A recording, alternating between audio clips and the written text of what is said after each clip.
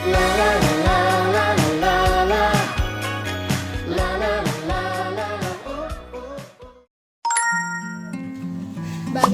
nafsu makan anak dalam sehari? Berapa kali frekuensi makan besarnya? 3-4 kali sehari. 3-4 kali sehari. Apa jenis makanan yang paling sering dikonsumsi? Sayur, buah, atau makanan instan? Sayur, buah, Sayur, buah. ayam. Apakah anak memiliki kecenderungan makan sambil melakukan aktivitas kayak nonton TV, main HP, Paling nonton TV. ya? Dalam sehari, berapa lama waktu yang dihabiskan anak untuk bermain secara fisik? Setiap hari kecuali tidur. Setiap hari ya? Berapa lama? Sejam? Lebih. Sejam lebih ya. Terus permainan apa yang paling disukai anak? Aja sepeda, mobil-mobilan, Sepeda, mobilan. lari-larian, main bola Apakah anak lebih suka bermain di dalam ruangan atau di luar? di luar. Berapa total durasi anak menggunakan perangkat elektronik, HP, TV, atau tablet? Paling dijangka sih 30 menit paling lama. 30 menit. Apa yang biasanya ditonton atau dimainkan? Tontonan YouTube Kids. Apakah ada aturan khusus atau batasan waktu yang diberikan orang tua terkait penggunaan gadget? 30 menit itu paling lama. Selebihnya harus main. Bagaimana reaksi anak jika perangkat elektroniknya diambil ketika waktu menontonnya habis? Ya ke gimana-mana. Nggak Nangis? nyampe tantrum. Oh enggak, biasa aja ya. Tinggal dikasih pengertian aja. Udah ya, udah. Jam berapa biasanya anak mulai tidur di malam hari dan jam berapa anak bangun di pagi hari? Jam 8:30 udah mulai tidur, bangun kadang jam 6, kadang jam 7. Apakah anak masih rutin melakukan tidur siang? Jika iya, berapa lama? Durasi paling lama 1-2 jam tidur 1 sampai siang. 2 jam. Apakah anak sering mengalami kesulitan tidur atau sering terbangun di malam hari? Jarang sih. Jarang. Apakah ada kebiasaan tertentu sebelum tidur seperti membaca buku, nonton TV, atau ngapain? Minum susu. Minum susu. Bagaimana cara orang tua mendisiplinkan anak dalam durasi beraktivitas dan menentukan aturan dan aktivitas? Ya seumumnya aja, ya selayaknya anak kecil. Berapa sering orang tua mendampingi anak dan mengawasi dalam aktivitas bermain? Ya setiap anak beraktivitas ya orang tua harus mengawasi. Diawasi. Terus Iya. kalau didampingi? Ya diawasi sambil didampingi. Nggak boleh dibiarkan begitu saja.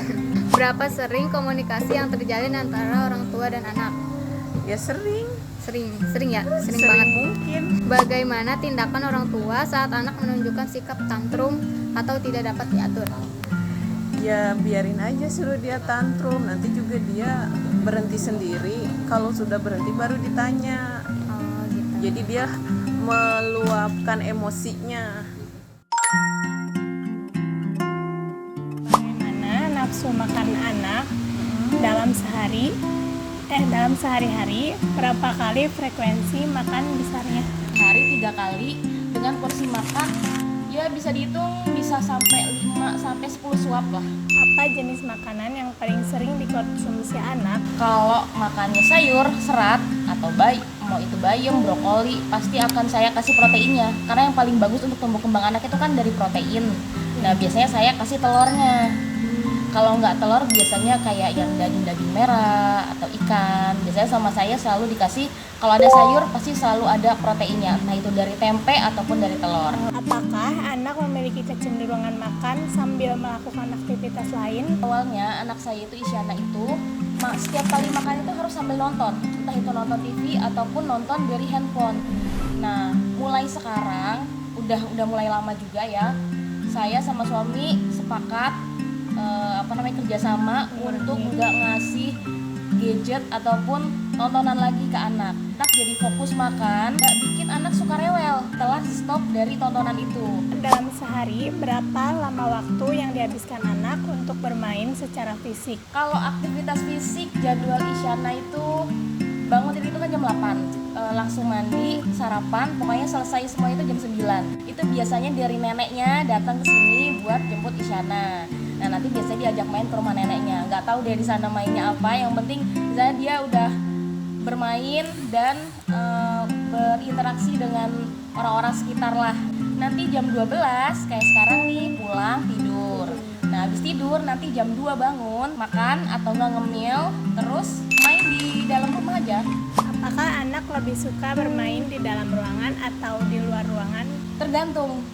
Kalau misalkan kita ajak main keluar, dia happy. Tapi kalau misalkan di rumah pun dia juga sama happy. Jadi gimana kitanya sih? Berapa total durasi anak menggunakan perangkat elektronik? Saya dan suami sepakat untuk stop gadget dulu, screen time itu di stop dulu karena memang mempengaruhi banget sama pikiran anak, menjadi sering rewel, menjadi sering tantrum, itu ngaruh banget. Sebelumnya, konten apa yang biasanya ditonton atau dimainkan oleh anak? Lagu-lagu anak itu, atau Cocomelon biasanya itu. Bagaimana reaksi anak jika perangkat elektroniknya diambil atau waktu menontonnya habis? Kalau dulu marah, cuma pelan-pelan dia nggak mau nih kita ambil ya, kita paksa nangis, biarin aja nangis sampai dia diam sendiri. Jadi kita ngasih pengertian juga ke anak juga ngasih pengertian juga ke orang tuanya. Jam berapa biasanya anak mulai tidur di malam hari dan jam berapa anak bangun di pagi hari? Mulai tidur itu dari jam 8 sampai jam 9. Nah bangun itu jam 8. Apakah anak masih rutin melakukan tidur siang? Dari jam 12 sampai jam 1 atau jam 2. Biasanya 2 jam sih paling lama.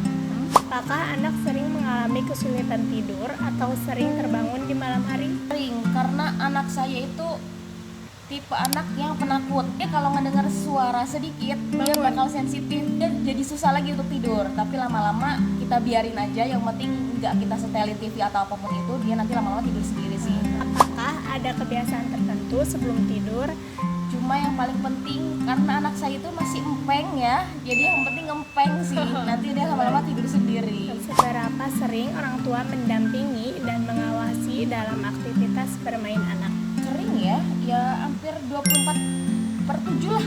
Kalau anak lagi sama orang tuanya pastinya selalu ya, kecuali kalau misalnya anak lagi bermain di luar bersama neneknya ya kita nggak ngawasin kan ya sama neneknya gitu. Berapa sering komunikasi yang terjalin antara orang tua dan anak? Sering banget, karena kebetulan memang Isyana itu anaknya cerewet dan dia itu lagi ada di masa kepo, banyak nanya.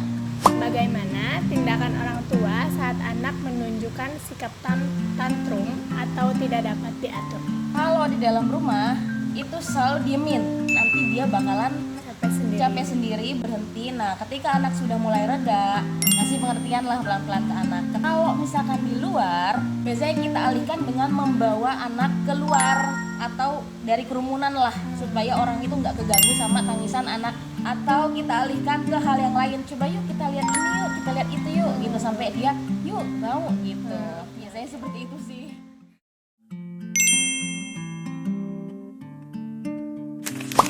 Hubungan antara Bian dan orang tuanya sangat baik.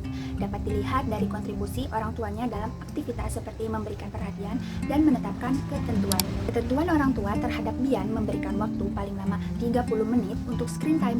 Selebihnya harus beraktivitas di luar ruangan. Alih-alih dipaksa dijauhkan dari gadget, orang tuanya memberikan perhatian dan juga pengertian seperti mengajaknya bermain bersama di luar ruangan. Hubungan orang tua Bian dan tetangganya terjalin dengan harmonis. Hal tersebut dapat dilihat saat observasi. Ketika Bian bermain sepeda, tetangganya yang melihat, menyapanya, dan mengajaknya berinteraksi. Hubungan antar orang tua dan tetangga membuat Bian merasa nyaman dan senang beraktivitas di luar ruangan. Sebelumnya Bian adalah seorang wirausaha di rumahnya, sehingga pengalaman yang diterima ibunya berasal dari lingkungan sekitar rumah juga, yaitu hubungan dengan tetangga. Hubungan ibu dengan tetangga yang harmonis membentuk pekerjaan ibu menjadi baik, sehingga Bian dapat menerima perhatian yang cukup dari ibunya. Tempat tinggal keluarga Bian adalah pemukiman padat penduduk dan terdapat banyak anak kecil. Letak antar rumah yang berdekatan dan suasananya yang ramai hangat. Interaksi yang harmonis antar tetangga membentuk Bian menjadi anak yang mudah bersosialisasi dan aktif beraktivitas di luar ruangan. Usia Bian, yaitu 3 tahun, sangat membutuhkan gerakan fisik, seperti bersepeda. Dan usianya saat ini yang belum memasuki masa sekolah, membuat Bian dapat beraktivitas di luar ruangan dengan maksimal. Seiring perkembangannya nanti, kebiasaannya akan berubah pola. Nantinya,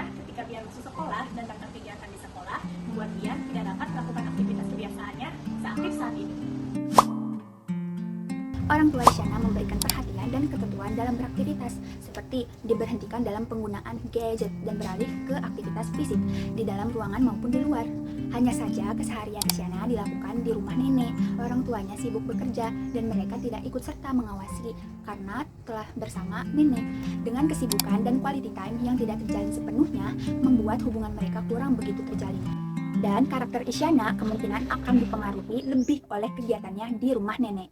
Jika lebih sering di dalam rumah, maka ia akan lebih nyaman beraktivitas di dalam rumah. Tindakan orang tua Isyana dengan tidak ikut mengawasinya ketika bersama nenek membuat mereka tidak mengetahui kegiatan yang dilakukannya ketika di rumah nenek, sehingga membuat hubungan kolaborasi antara mikrosistem utama Isyana dapat tidak selaras. Kegiatan Isyana dengan nenek dapat membentuk kepribadiannya. Jika bersama nenek bermain gadget dan berdiam di rumah, maka akan menjadi anak yang lebih banyak berdiam di rumah. Begitupun yang terlihat ketika observasi. Isyana terlihat lebih nyaman di rumah. Meskipun terdapat kegiatan fisik, tetapi dia tidak begitu aktif dan semangat melakukannya. Kesibukan orang tua yang bekerja masih dapat menyempatkan waktu untuk quality time bersama Isyana, seperti mengajak Isyana untuk berjalan-jalan sore. Hal tersebut dapat diartikan bahwa lingkungan pekerjaan kedua orang tuanya terjalin dengan baik, sehingga walaupun sibuk, Isyana mendapatkan perhatian yang cukup dari orang tuanya. Lingkungan tempat tinggal Isyana tidak padat dan tidak begitu ramai, sehingga interaksi antar tetangga pun tidak begitu terlihat. Dengan kondisi seperti itu, dan kegiatan sehari-harinya lebih cenderung membentuk Isyana menjadi anak yang lebih suka berdiam di rumah dan kurang bersosialisasi dengan sekitar. Ketentuan yang ditetapkan orang tuanya dengan memberhentikan penggunaan gadget dapat merubah pola perkembangannya. Dulu tergantung dengan gadget dan kesehariannya di rumah nenek. Kondisi lingkungan sekitar rumah membuatnya menjadi kurang bersosialisasi dan menjadi kurang aktif. Tetapi, jika pola sedentari atau pola kurang aktif ini menetap di umur 3 tahun, hal ini akan mempengaruhi kebugaran fisik dan keterampilan sosialnya di masa depan. Misalnya saat masuk sekolah.